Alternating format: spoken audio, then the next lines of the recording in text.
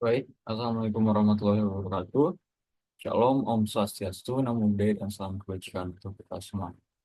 Yang terhormat, Bapak Adit dan juga Bu Emi, selaku dosen pengampu mata kuliah Administrasi Hukum. Perkenalkan, saya Lukiat Lamda Alfalah. Kali ini akan mempresentasikan legal opinion saya, yakni atas kasus kekerasan seksual dan kekerasan fisik anak di bawah umur oleh polisi Jawa Barat. Baik, untuk yang pertama kita akan masuk kepada kasus posisi. Kasus posisi yang pertama bahwa pada hari Rabu 24 Agustus 2022 pukul 19.00 waktu Indonesia Barat atau setidaknya pada suatu hari di tanggal 25 Agustus 2022 bertempat di sebuah rumah di Kabupaten Cirebon, Jawa Barat telah terjadi pemerkosaan dan kekerasan fisik terhadap anak berinisial AB berusia 11 tahun yang dilakukan oleh CH yang merupakan ayah tiri dari korban sekaligus menjabat sebagai Bribtu Kepolisian Resor Cirebon. Yang kedua, bahwa terungkapnya kasus pemerkosaan dan kekerasan fisik terhadap anak ini bermula dari adanya laporan pada Kepolisian Resor Kota Cirebon oleh istri pelaku atau ibu dari korban pada hari Kamis 25 Agustus 2022. Laporan tersebut selanjutnya ditindaklanjuti oleh Kepolisian Resor Kota Cirebon dengan penetapan CH sebagai tersangka pada hari Jumat 26 Agustus tahun 2022. Kemudian yang ketiga, bahwa berdasarkan hasil pemeriksaan diketahui pelaku CH telah melakukan kekerasan fisik serta pemerkosaan terhadap anak korban AB sejak anak korban AB berusia 9 tahun sampai 11 tahun. Kemudian yang keempat, bahwa pemerkosaan terhadap anak korban AB yang dilakukan oleh CH selama 2 tahun sering terjadi saat anak korban AB memakai seragam SD hingga dilakukan di kamar mandi rumah. Kemudian yang kelima, bahwa pelaku CH memaksa anak korban inisial AB menonton video porno dan memaksa anak korban AB menonton video kegiatan persetubuhan antara pelaku CH dengan asisten rumah tangga pelaku CH. Kemudian yang keenam, bahwa pelaku CH memaksa anak korban AB untuk meminum obat-obatan. Kemudian yang ketujuh, bahwa pelaku CH turut melakukan kekerasan fisik atau kekerasan dalam rumah tangga kepada anak korban AB. Kemudian yang kedelapan, bahwa latar belakang pelaku CH melakukan pemerkosaan dan kekerasan fisik terhadap anak korban AB adalah untuk memuaskan nafsu dari pelaku CH. Kemudian yang sembilan, bahwa anak korban AB mengalami trauma berat atas pemerkosaan dan kekerasan fisik yang diterimanya. Kemudian yang ke-10, bahwa berdasarkan visum yang dilakukan, maka telah terbukti adanya pemerkosaan dan kekerasan fisik CH kepada anak korban AB. Kemudian, adapun isu hukum atau dalam hal ini bisa dikatakan permasalahan. Isu hukum yang pertama adalah ketentuan apa yang telah dilanggar oleh pelaku CH, serta sanksi apa yang diterima pelaku CH atas pemerkosaan dan kekerasan fisik anak di bawah umur yang telah dilakukannya. Kemudian yang kedua, bagaimana hukuman etik dari kepolisian kepada pelaku CH yang turut menjabat sebagai Bribtu Kepolisian Resor Cirebon. Dasar hukum dalam hal ini ada dua. Yang pertama, pasal 81 ayat 1 dan 3. Contoh pasal 76 Undang-Undang Nomor 1 Tahun 2016 tentang Perlindungan Anak. Kemudian pasal 44 ayat 1, contoh pasal 5 huruf A, Undang-Undang Nomor 23 Tahun 2004 tentang penghapusan kekerasan dalam rumah tangga. Kemudian, ketentuan apa yang telah dilanggar oleh pelaku CH serta sanksi seperti apa yang akan diterima oleh pelaku. Berdasarkan fakta hukum yang ada, maka dapat dilakukan analisa atas perbuatan pemerkosaan dan kekerasan fisik yang dilakukan oleh pelaku CH dan anak korban berinisial berinisial AB. Analisa tersebut dapat dikaitkan dengan pasal-pasal pada peraturan perundang-undangan, di antaranya yang pertama, pasal 76D Undang-Undang Nomor 1 Tahun 2016 tentang Perlindungan Anak yang berbunyi, setiap orang dilarang melakukan kekerasan atau ancaman kekerasan, memaksa anak melakukan persetubuhan dengannya atau dengan orang lain.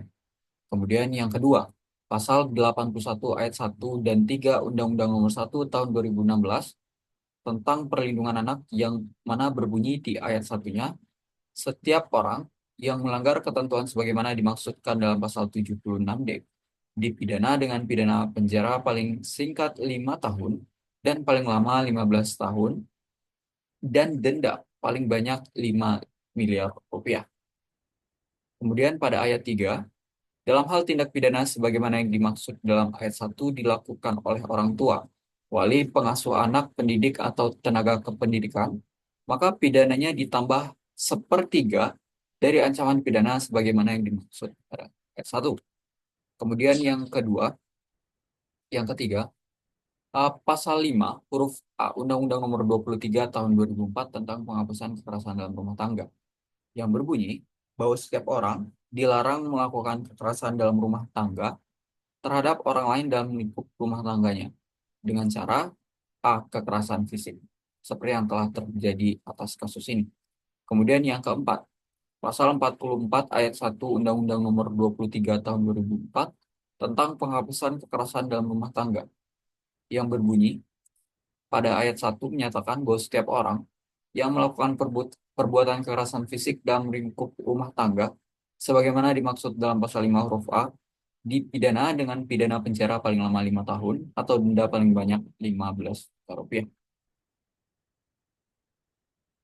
Kemudian eh, dengan adanya dasar hukum dan juga eh, hal-hal yang ketentuan yang telah dilanggar, dapat diketahui bahwasanya pelaku telah memenuhi unsur-unsur pasal 81 ayat 3 junto pasal 76 Undang-Undang Perlindungan Anak serta pasal 44 ayat 1 junto pasal 5 huruf A Undang-Undang tentang penghapusan kekerasan dalam rumah tangga. Dan apabila dilihat secara lebih mendetail, adanya tindakan pemerkosaan dan kekerasan fisik pelaku CH kepada anak korban AB sejatinya telah memenuhi unsur-unsur dalam pasal-pasal tersebut, yang kemudian apabila kita uraikan adalah sebagai berikut. Yang pertama, setiap orang yang dimana dalam hal ini unsur setiap orang telah terpenuhi oleh CH sebagai subjek hukum.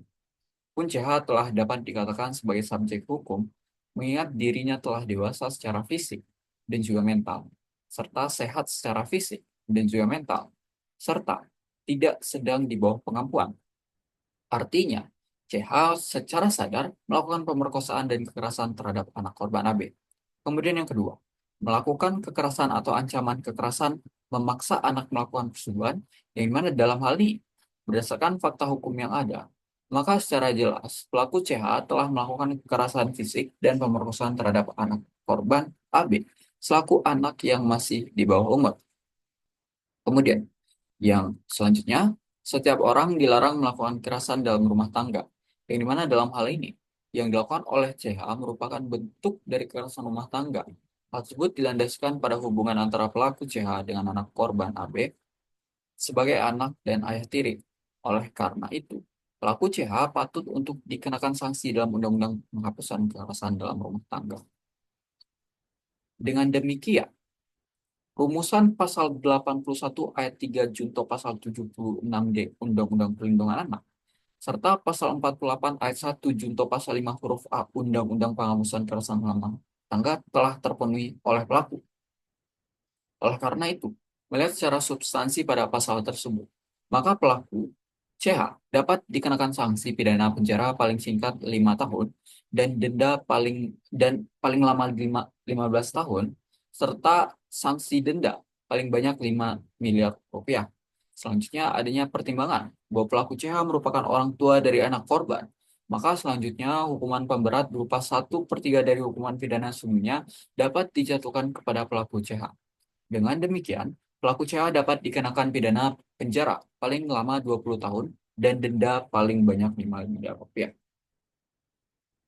Kemudian bagaimana isu hukum yang kedua adalah bagaimana hukuman etik dari kepolisian kepada pelaku CH yang turut menjabat sebagai Bribtu Kepolisian Resort Cirebon.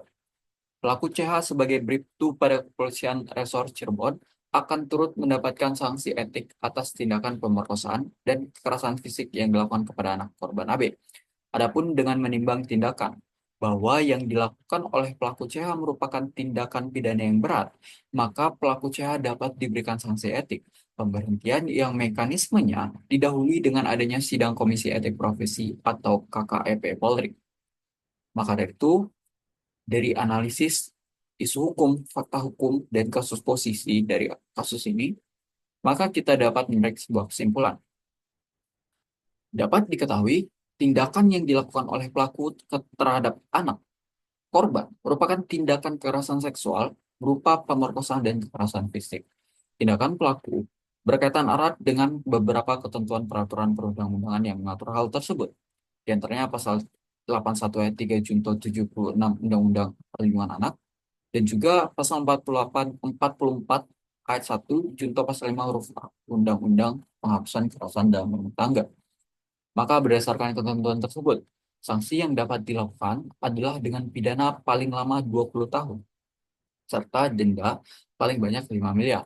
Selain itu, di atas adanya posisi pelaku CH sebagai Bribtu pada Kepolisian Resor Cirebon, maka pelaku CH turut dapat dikenakan sanksi berupa sanksi etik, ini berupa pemberhentian, yang dapat dilakukan melalui sidang Komisi Etik Profesi atau KKP Polri.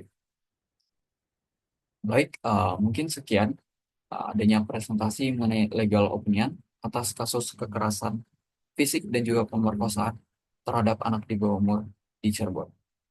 Uh, Atas segala salah dan juga kekurangan, saya Lukiat Lamdal Falah meminta maaf. Akhir kata, Assalamualaikum warahmatullahi wabarakatuh. Shalom, Om Swastiastu, maaf, Om Santi Santi Santi Om, Namo Buddhaya dan salam kebajikan untuk kita semua. Terima kasih.